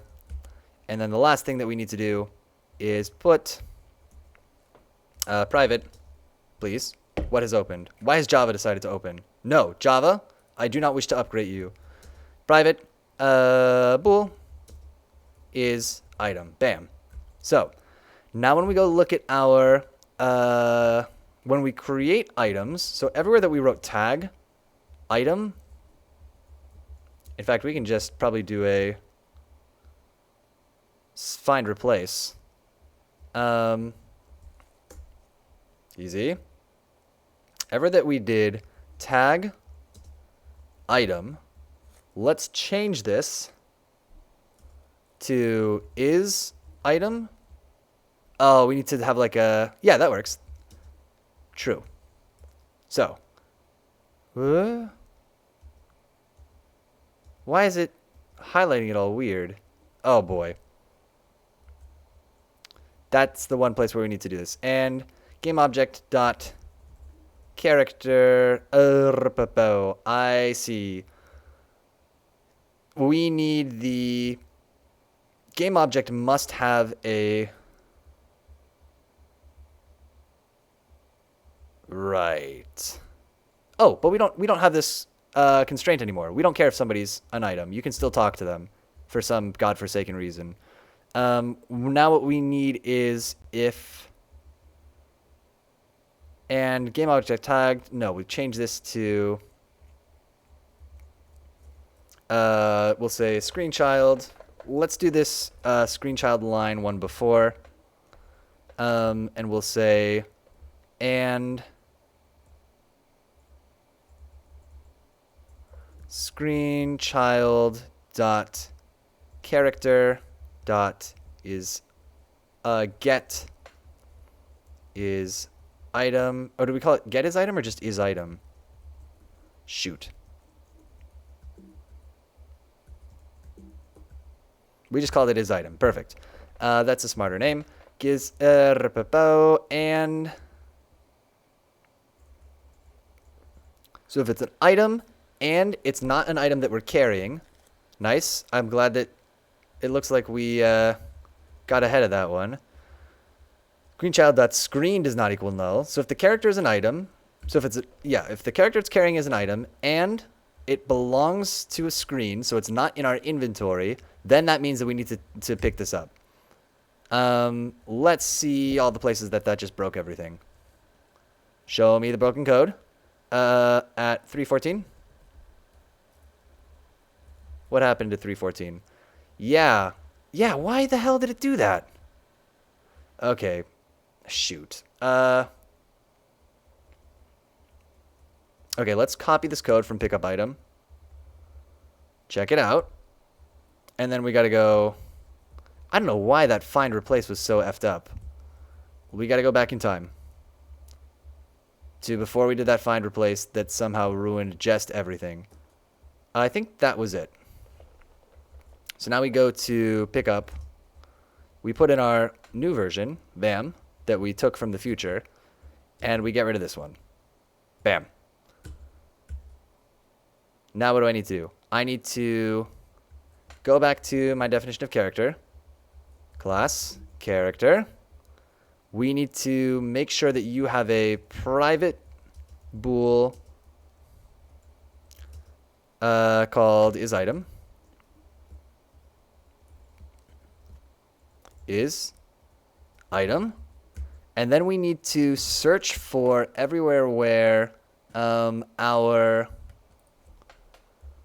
we need to try that find replace again, but hopefully it won't be so goddamn weird this time. Tag item tag stop. Replace tag item comma. No, it doesn't need a comma. With is item true. And in a pinch, we can do this ourselves. That looks good. Why was it so effed up? Okay, will this work? And then we can try having like inspect. All compile errors have to be fixed. Fair enough. 81. What doesn't exist? Is item does not exist. At 81. Please. Yeah, return is item will, though. Fair enough.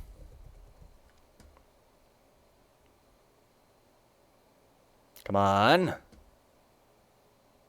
All right. Let's see if that still kind of works. If items that are items will still act like they're supposed to. We'll go through our whole little flow there and make sure that all still works the way that we expect. So we get the berries. We get the berries. We get the milk. We bring them all down. We turn them into berries and cream. We got the berries and cream, and we can give them over. Great, this looks like it all still works. Which is good. Try these berries and cream. He gave us $11. That's kind of funny still. So, why do we have to go away and come back when he... Let's put that in polish. So he actually got that done. Say, why do you have to go away and come back to talk again? And then don't save that. That's fine. We'll just leave this open. The other thing that we need is oh, let's add a sample inspect. So let's say we can inspect the berries. So where we have the berries, we'll put a tag on them. We'll say berries, please.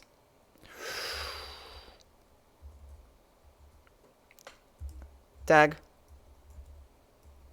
no, is going to be berries. And then we've got to add the tag to Unity.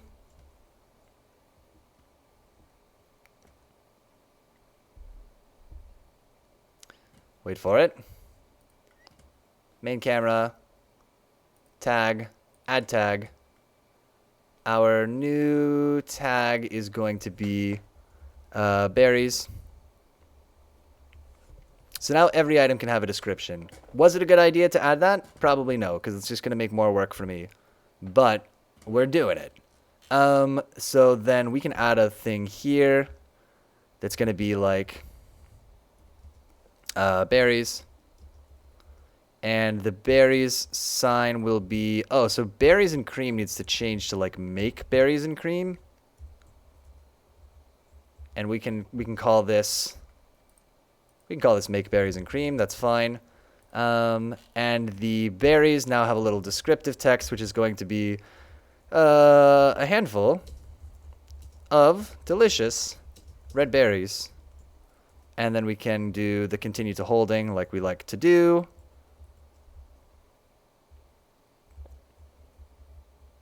Bam. Save it. Let's examine the berries. And if we can examine the berries and everything else works, that's where we call it for tonight. And then we come back tomorrow and really, really, really start building stuff. Good God. Here we go. We are in the world. Please.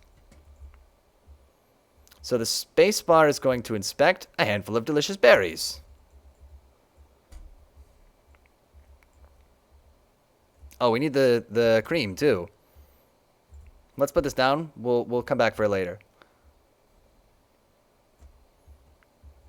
Keep on it. No? Give me this. We need to make these controls better, but it's fine for now. Berries and cream. Great. We can make the berries and cream. Good enough. Great. We'll call it there. So we got a lot to do, but in a way we don't. I mean, we've got items have values would be, these are all, let's call these nice to haves. So it's not as much as like polish, but these are like nice to have features. I don't think we need them necessarily. Items have value. Distinct items can fill the same role in recipes. Movement trick. The important thing is we can now pick up stuff. We can put descriptions on items if we want to. We could put a whole dialogue on an item if we wanted to just have a conversation with the berries. That's now an option that's available to us. We can trade in things for money. We can make recipes. We can have conversations where people will give us things or take things away from us. And so now it's going to come down to using all of this to actually put together some kind of a cohesive something. about us being a chef. We're going to be doing a lot of writing tomorrow. We're going to be doing a lot of kind of level design tomorrow. I think this game is basically just going to be a little scavenger hunt. It's not really going to be the most challenging thing in the world. I guess if anything, it'll be like a proof of concept of cool ways to use Unity and Ink together to do something kind of interesting, having them passing information back and forth. But we'll do all that tomorrow. We'll come back tomorrow to give that a try. See if we can add some more stuff to our game. We really do have, I've said it a few times incorrectly, but like actually we have enough stuff to just staple together this game now. And so let's do that for tomorrow. So tomorrow morning, we can work on stitch together. We'll say the first thing that we need to do is list recipes, stitch together boring world. So the boring world is the world without any cool props or anything else. Then that's going to be like the first thing we do is just like build the recipes, build this basic world, don't do anything else. All placeholder dialogue, all placeholder art assets. Tomorrow afternoon, then we have lunch somewhere, eat lunch. Tomorrow afternoon, we will write some dialogue, add a bunch of props, and then do polish. Do items from polish list. So that's our plan. So we're probably not gonna do these nice to haves. They're out of scope. We don't have enough time left to be adding like movement tricks and stuff. I mean maybe, but let's not make maybe if we come up with a really great idea while we're stitching together the boring world. But I think we'll list our recipes. That'll tell us what items we need. It'll tell us what things we need. We'll say draw a bunch of items maybe. Well, no, we're stitching together the boring world. That's the goal for tomorrow morning. So we'll come up with all the recipes we want, or a bunch of them. We'll draw up a little graph of our world, a little like a picture that will show us where everything will be. We'll try to put that in the game, potentially with a lot of placeholder backgrounds and stuff. I mean, all these placeholder assets are probably going to be in the final thing. Let's be real. Then we're going to eat lunch. Then afterward, we're going to write our dialogue trees so that we can have something, interesting in terms of the dialogue. We're going to add a bunch of props to try to make the world look a little bit more interesting. So things like that cow, which doesn't really do anything, but just gives us a little bit more to the world. We're going to add those. And then we're going to do things from this polish list. So that's going to be things like trying to make the movement feel better, trying to make the hitboxes better, the screen edges better, the inventory look better, just like all of these little tweaks and things that we just need to kind of dial in. That's when we'll do those. Cool. Sounds like a plan. If you watched any of this live, any of this time so far, I mean, my God, we've been going at this for a long time. Thank you so much for watching live. And if you watch this on YouTube, I don't know who you are. I hope you enjoy this person watching this on YouTube. It's a journey. There's a lot of it. It's coming together. I think like if you watched it on like 20 times speed, it would be kind of interesting to see the project coming together. But yeah, we'll call it there for night. Thank you so much for watching. And until next time, I will bam ba bam ba bam. See you later.